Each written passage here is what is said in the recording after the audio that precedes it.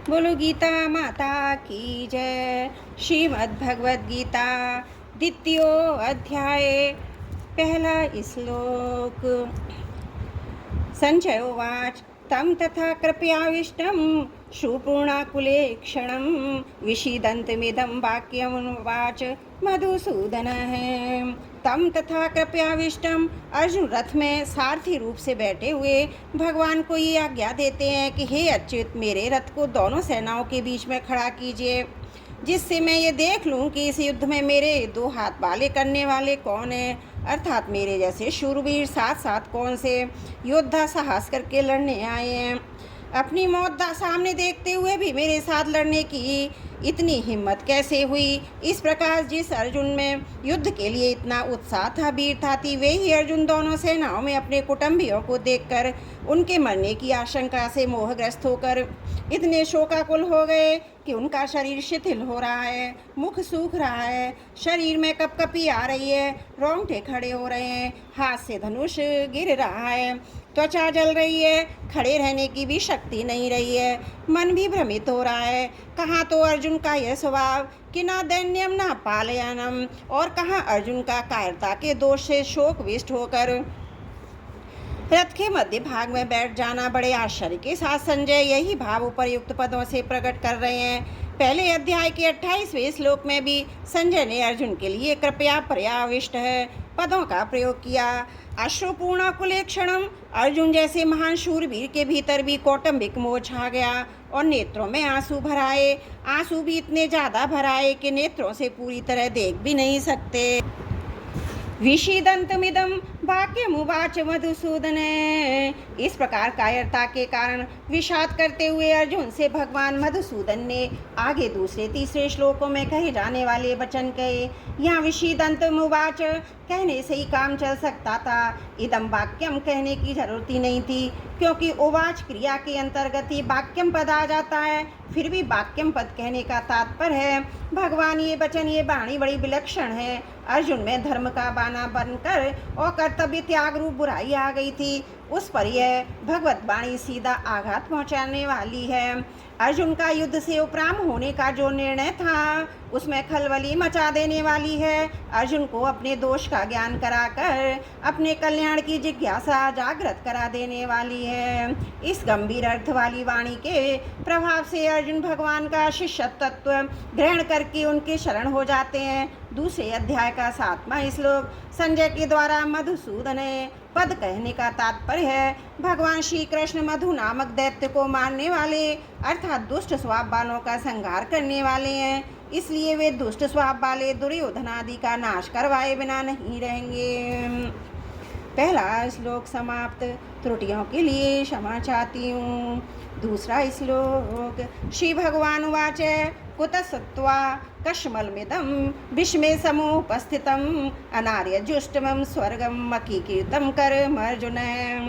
अर्जुन, ये संबोधन देने का तात्पर्य है कि तुम स्वच्छ निर्मल अंतकरण वाले हो, अतः तुम्हारे स्वभाव में कालुष्य कायरता का आना बिल्कुल विरुद्ध बात है।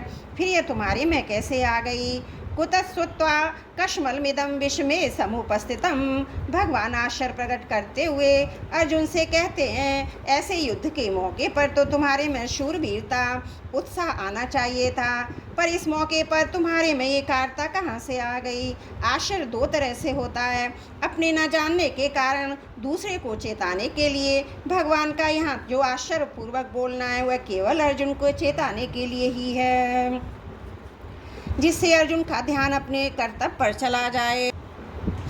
कुतः कहने का तात्पर्य है कि मूल में है कायरता रूपी दोष तुम्हारे में स्वयं में नहीं है, ये तो आंतरिक दोष है जो सदा रहने वाला नहीं है। समुपस्थितम कहने का तात्पर्य है कायरता केवल तुम्हारे भावों में और वचनों में ही नहीं है, किंतु तुम्हारी क्रियाओं में भी आ गई है। ये तुम्हारे पर अच्छी तरह से छा गई है, जिसके कारण तुम धनुष बाण छोड़कर रथ के मध्य भाग में बैठ गए हो।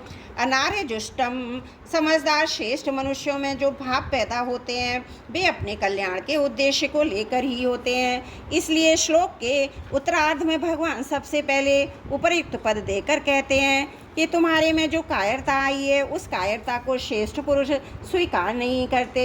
कारण कि तुम्हारी इस कायरता में अपने कल्याण की बात बिल्कुल नहीं है। कल्याण चाहने वाले श्रेष्ठ मनुष्य प्रवृत्ति और निवृत्ति दोनों में अपने कल्याण का ही उद्देश्य रखते हैं। उनमें अपने कर्तव्य के प्रति कायरता उत्पन्न नहीं होती।